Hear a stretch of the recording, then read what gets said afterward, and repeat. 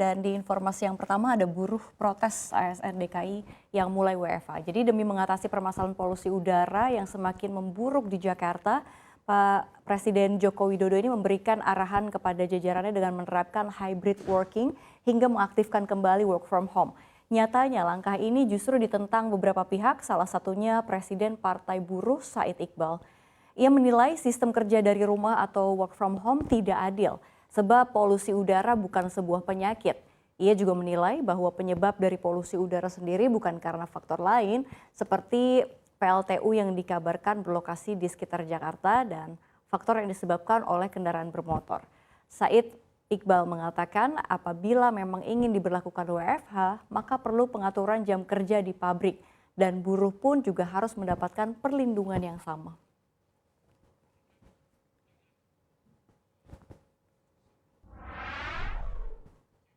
Masih dalam negeri, di informasi berikutnya, Ketua Umum Perkumpulan Penggilingan Padi dan Pengusaha Beras Indonesia atau Perpadi, Sutarto Alimuso menyampaikan pabrik penggilingan padi tradisional banyak bertumbangan alias kolaps. Salah satunya disebabkan karena semakin tingginya harga gabah.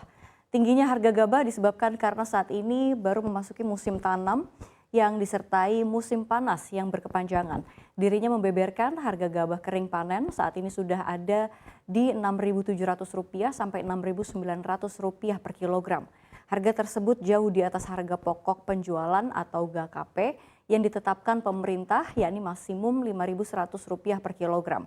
Artinya harga gabah ini saat ini sudah naik 350% dari harga maksimal yang ditetapkan pemerintah.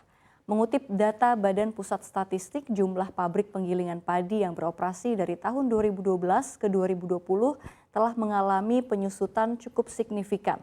Yakni tahun 2012 ada 180.000 lebih pabrik yang beroperasi, sementara pada tahun 2020 pabrik penggilingan padi yang beroperasi tinggal 169.000.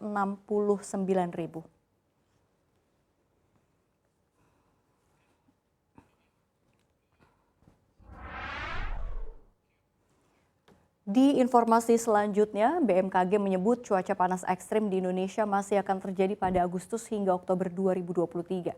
BMKG bahkan memprediksi adanya kemungkinan keberlanjutan musim kemarau hingga awal 2024.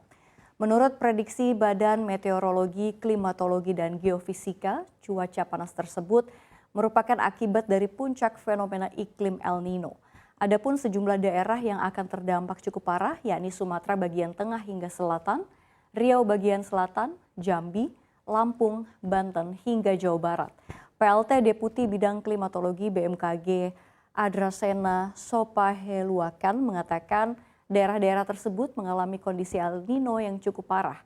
Sebab selain diprediksi dapat membuat kekeringan, fenomena El Nino juga akan memicu gagal panen.